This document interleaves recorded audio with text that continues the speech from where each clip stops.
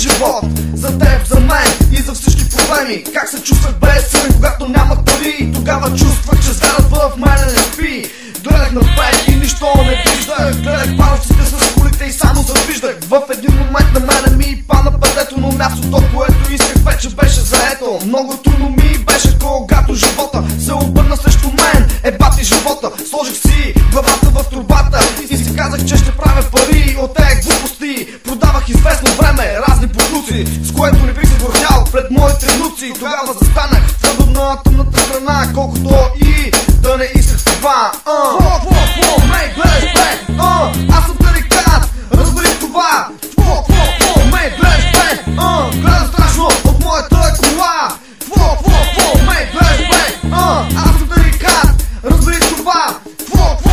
Мей, гледаш бе, гледам страшно от моята кола.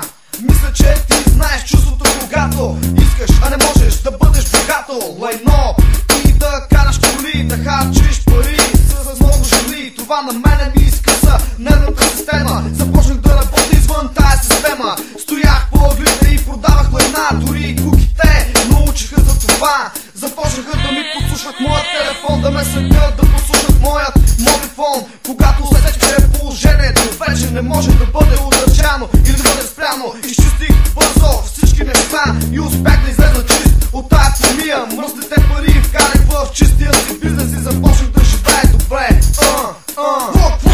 Мей, гледаш бе, аз съм тарикат, разбери това. Мей, гледаш бе, гледам страшно от моята кола. Мей, гледаш бе, аз съм тарикат, разбери това.